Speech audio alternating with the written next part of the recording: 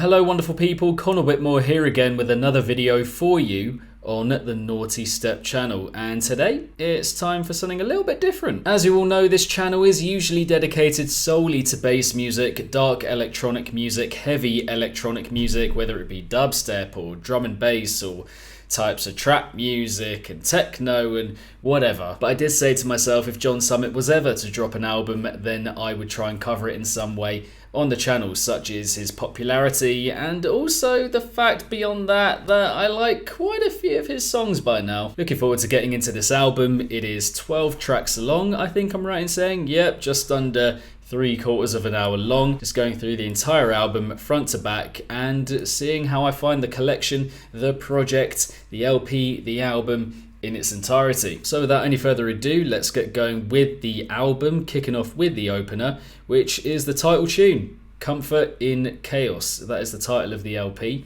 Let's go. So he's actually starting the album with like a proper drawn out atmospheric introduction. It's not just bangers being pushed together like it's a kind of compilation of some sort,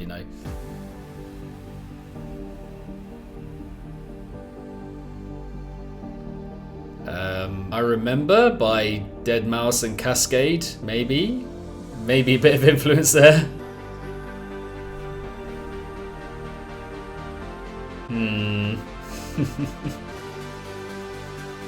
This is mapping out pretty much exactly like that Deadmau5 and Cascade collaboration, just slightly different notes.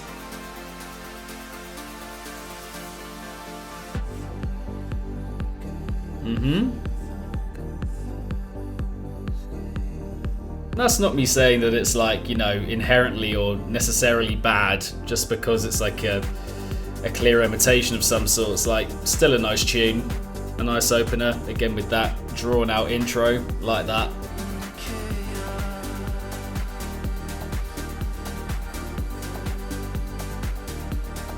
Yeah, nice progressive feel to this track, opening up the album, letting us know what John Summit's sound is all about. Yeah, nice, chilled, calming opener. I think the I Remember comparison and likeness is quite difficult to escape, but few better songs in EDM to imitate if you are going to do that, if you are going to go down that route. Really like how paced out that track was, didn't feel like it was hurried or rushed in any way, just quite patient with how the track overall was mapped out. And yeah, good production, nice dreamy start, and again, like I was saying earlier, reintroducing us to John Summit's sound if you've heard it before, if you haven't heard it before. Relaxed opening, and I'm all for that because I know we're going to get some bangers later on, so just a pretty effective way of easing the listener in there. Did like also the vocal touches that reference the title of that track and the album, of course. But next up, track number 2, we have Tears with Paige Cavell. Here we go.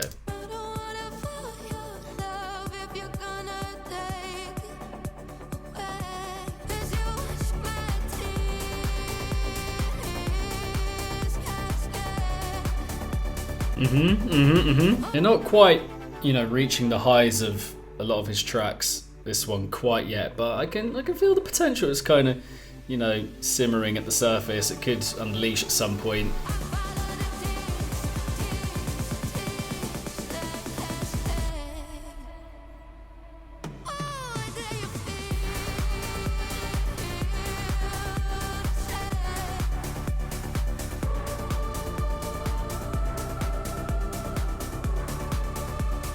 Yeah, a good follow-up, I think, to the introduction, just carrying on that relatively more chilled and calm feel and vibe, if you will, which I think is quite a good move. Usually with an album of this kind where you have like a drawn-out introduction, then track 2 is usually a bit of a statement maker, a bit of a banger, just to ramp up the energy early doors for an LP. But no, I think for his style, this works quite well. You could say on the surface that vocal from Paige Cavell had other levels to go to and be a bit more scaled, but then it does fit the more chilled and calmer nature of that track overall. So yeah, good bits of complementation going on there. On that note, we have Stay With Me with Of The Trees, which is an interesting pairing of music producers, DJs, and just interested as to how this one is going to turn out. Two usually quite different styles, so what are we going to get?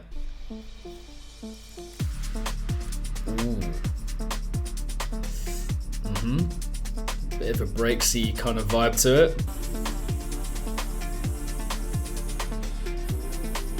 I'm really going with this like soothing, just chilled, bit more like contemplative kind of vibe.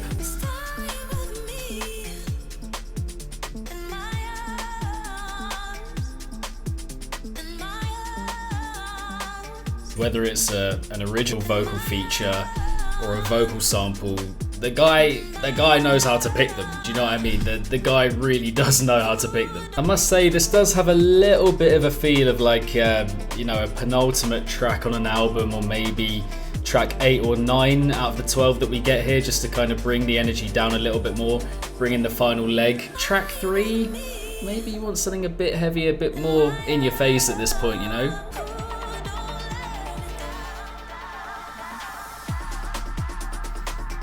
I mean, it's a gorgeous tune, washes over your body in this really nice way, but again, it does have that feel to me of something like a little bit later on, just to bring in, yeah, the final few tracks of an album. Definitely feeling by now that we need something just to perk the energy up with this collection, and I can see what's next, so I know that's going to come, but maybe just wanted it a little bit earlier. But I could end up being wrong with that, and it could just sound fine in the context of the album and how it runs from start to finish.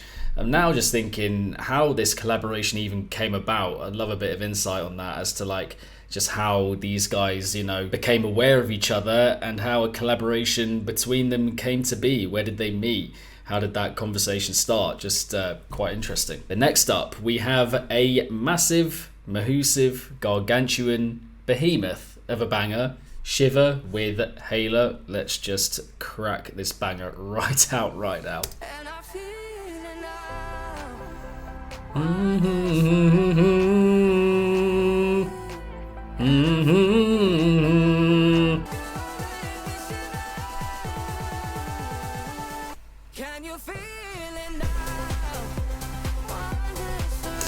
Oh, what a track! What a fucking track!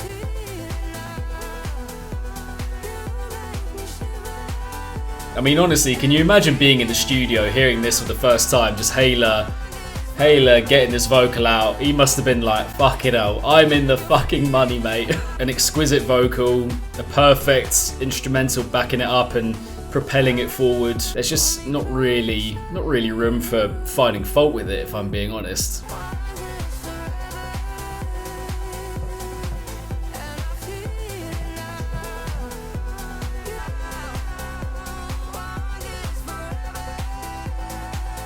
Like, I know there's this thing of John Summit potentially outright copying deadmau5 in his use of Hayla, and just kind of finding her, as it were, as soon as Escape came out and got massive. That deadmau5 tune with Hayla, which is also exceptional, beautiful. But I just don't think that takes away from this tune at all. It only kind of heightens and amplifies the talent, the outrageous talent of Hayla as a vocalist. Yeah, this tune is sensational. Again, can't really find fault with it. It's mapped out perfectly. None of the sections here overstay their welcome. They're all the perfect length, and the chemistry between instrumental and vocal is just spot on, completely there again. Just trying to imagine, you know, how they must have felt cooking this up in the studio when they had finished it, finalized it, you know, just sitting on gold. And next up at track number 5, we have Eat the Bass.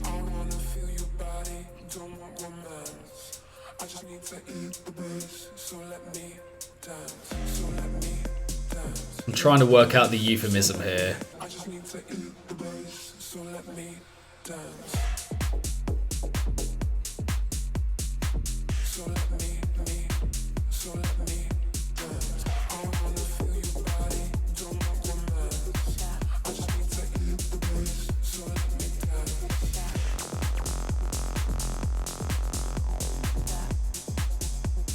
That will stick in a lot of people's minds. It's quite memorable. Lyrics obviously quite catchy. The instrumental is probably got the least going for it of the tracks that we've heard so far. The plainest, the most ordinary, and it's still got a little bit of juice about it, especially in the progression to that first drop. But yeah, just lacking that bit of personality, that bit of flavour, like a spark on the instrumental side of things.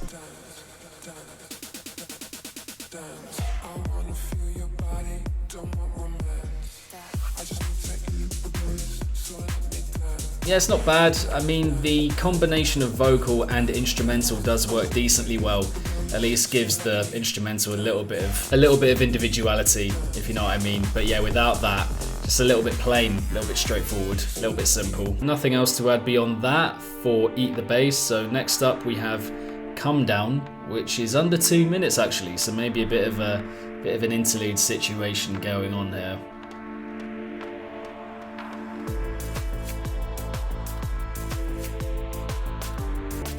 What does this remind me of? Doom doom. Oh, a little bit. I think maybe coming to mind is Domino by Oxia. Dun, dun, dun, dun, dun, dun. Does that make sense? I think that makes sense. But obviously, like slower, a bit more drawn out, which is what we're getting here. Yeah, the vibe, the comparison, I think is quite clear. There are a few direct influences going on with this album. Just carrying on now, track number 7, we have Resonate with Cascade and Julia Church on vocal duty.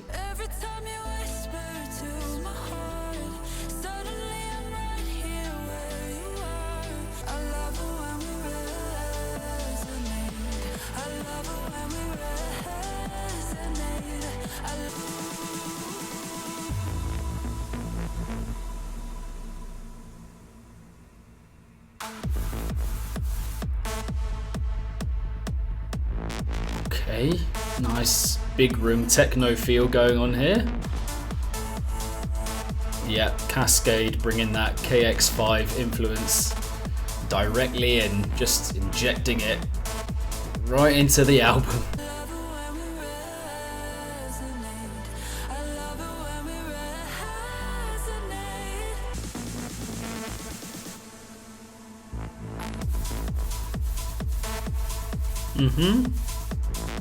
Solid, pounding, pumping techno vibes. Techno Viking in the mix.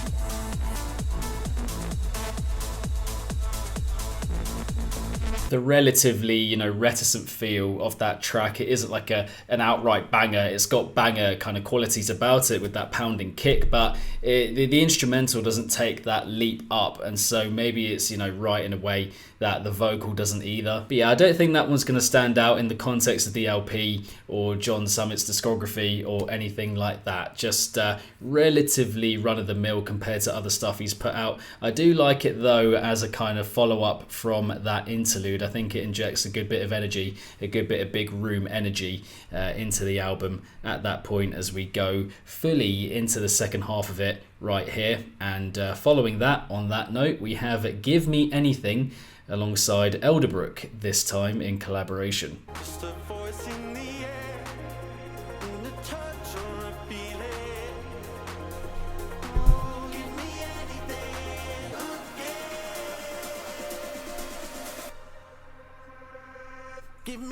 Oh,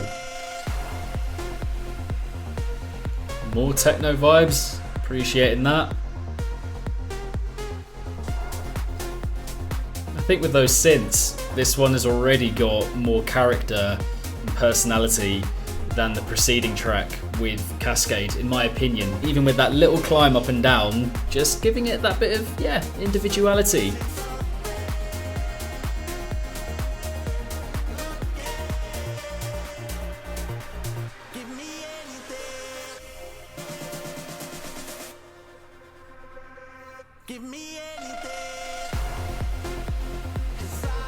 Yeah, this one's good. This might be my favourite of the ones that I hadn't heard so far. Well, before the album came out. Yeah, pretty hard not to compare it with the other techno track, or techno-leaning track anyway, that came directly before it. This one just got way more about it, personality-wise. The vocals a bit more ambitious. Just, got that touch of class, that touch of flashiness, that extra, pizzazz that the predecessor, the one just before it, didn't quite have. Importantly as well, I think that one, quite a good mix, a good combination of his two different approaches, I think, like the banger side and the more chilled, calming, soothing side. I feel like that was a good midway point where it felt quite reflective, a little bit melancholic perhaps, and yeah, again, quite soothing, but also had a banger element to it where it picked up with percussion in each drop, and yeah, the vocal was quite wide-reaching. Lovely little tuner, that one. Enjoyed that with Elderbrook, Give Me Anything, and like I was saying earlier, probably my pick of the ones I hadn't heard before the album came out. Enjoying that. But now we have another Hayler banger. Where You Are, track number 9. Let's get it.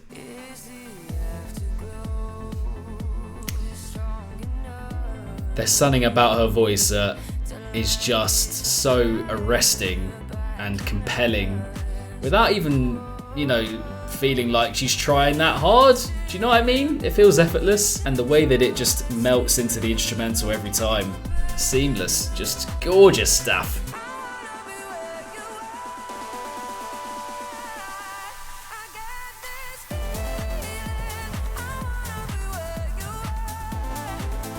Damn, nice pipes, Tamika. I must say, now that we're getting towards the end of the LP, it is feeling a little bit more compilation-y than album-y, if you know what I mean.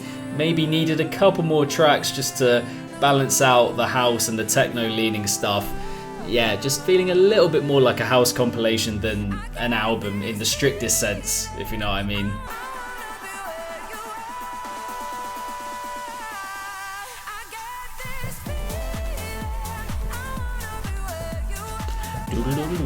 As with the other Hayler collaboration, Shiver, just no notes, progresses perfectly, all the sections are the right length, the chemistry between vocal and instrumental just don't really have much to say, or, you know, just things that I would remotely alter, let alone change completely with songwriting like that. Just a brilliant pop house banger right there. Yep, that's what I think. But coming in at track number 10, we are drawing towards the close now. We have Undo featuring Coates with a K.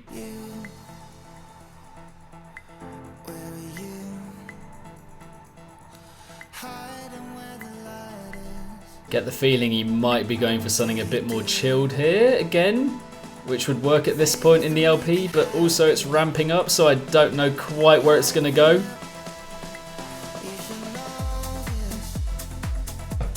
Okay, it's a soother.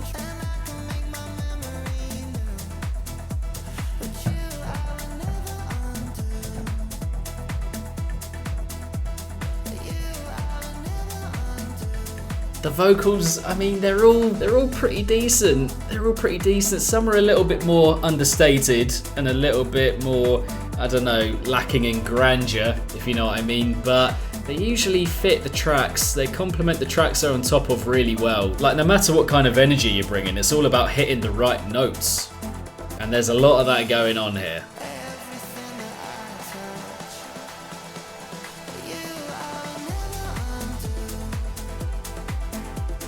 Pretty nice message as well, even though there's a bit of regret maybe, or a bit of remorse in a relationship, and it's not part of your life anymore. But you never feel like you want to undo it or kind of erase it from your memory. Nice little message. I'm feeling it. I'm feeling those lyrics.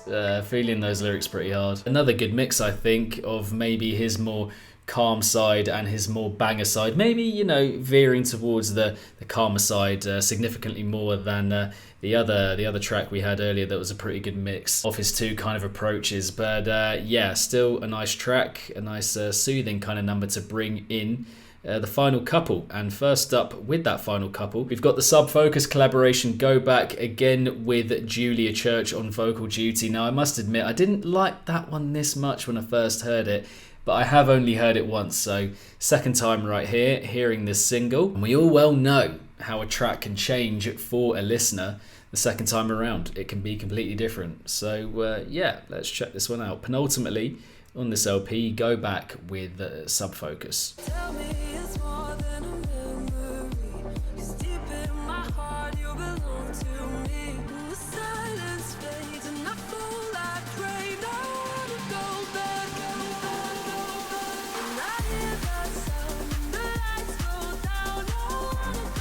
Yeah, I remember the first time hearing it just thinking this one doesn't quite work. Doesn't quite feel like rounded off, complete, finished.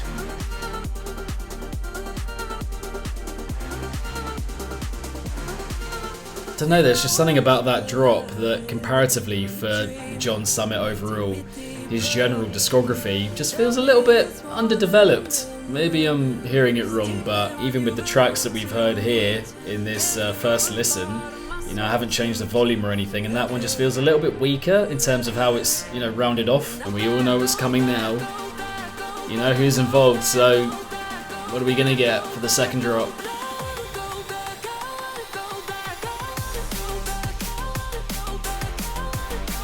Yeah, classic, simple, modern D&B, pop D&B, really, from Sub Focus. The kind of drop that he just, you know, shits out in his sleep, if we're being honest. Just simple, done well, and effectively.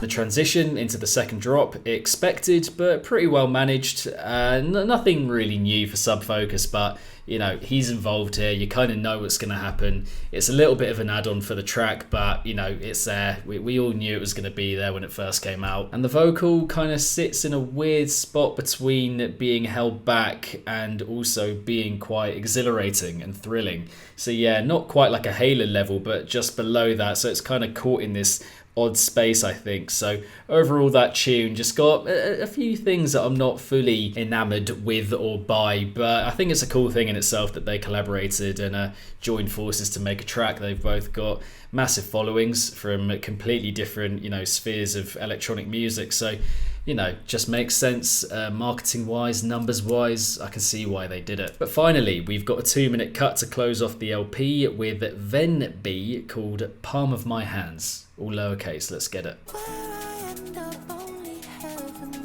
I've got the world in the palm of my hands. Oh, I know I've got no master plan. Even though the pace is picked up at the end here, again it does have that, you know, kind of calming vibe to it, another soothing one that gives the album a bit of a cyclical feeling, if you know what I mean. Like, you know, opening with calming stuff, ending with a chilled, more relaxed track as well. Yeah, I'm for that. I like that approach.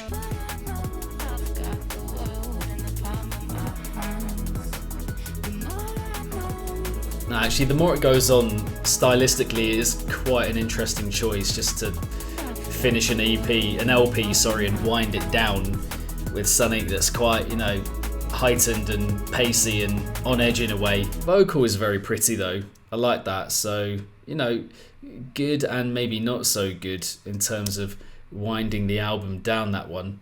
Interesting. But yeah, this album overall, I think it's been quite a while that a house leaning or a house driven album has felt like an album in the strictest sense, if you know what I mean. And I wouldn't say that this one kind of changes that perspective or changes my feeling with that overall. The main feeling being that I think generally with a banger-centric genre, like house music that it is for the most part, it can be quite difficult, I think, to like craft an album that feels like an album, that has story and like personality running through the whole thing, that is paced out really, really well. I mean, loads of these tracks are paced really well, but as an album, it does have a little bit more of a compilation feel, as I was saying earlier, than an album feel. And to be fair, it kicks off really well in that regard with the introductory tunes kind of easing you into the album. I think that was done really, really well. And now that I've heard the whole thing, I think the first three being that way does make sense before we get like a proper banger with Shiver at track 4. But yeah, it does just leave me thinking that it is difficult to make a house album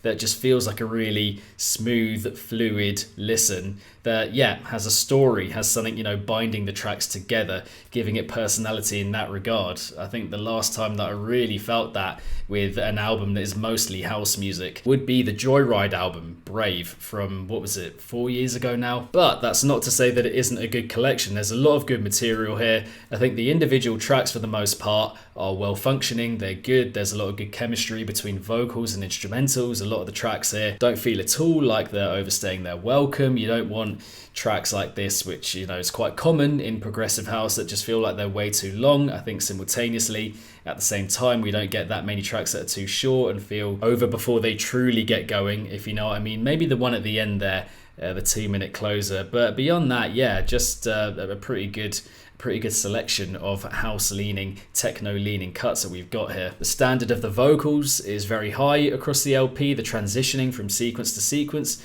is pretty flawless as well. It just needed a little bit more of an album crafting kind of vibe, I think, to make me feel like, yes, this is an album as a whole project that I'm going to go back to a lot. The individual tracks are quite good, but personally I do like a little bit of story between them, or like a real feel that there's chemistry between the tracks, not just within the individual elements within the tracks. But yeah, I've only heard it once. That could become more apparent as I go back to it again and again, which I will be doing a fair few times this year and beyond. If you enjoy EDM coverage, bass music coverage, all kinds of electronic music coverage, then please do subscribe. I would massively appreciate it. And it is free. Like the video as well, if you could. Do let me know down below in the comments section what you're making of the album and which track of the 12 is your pick. My Patreon, just to mention, is in the description if you want more content from me for a small monthly fee, and my social media accounts are linked there as well in the description box. But yeah, thank you very much again for watching the video. Hope you enjoyed, and I will see you in the next one. Peace.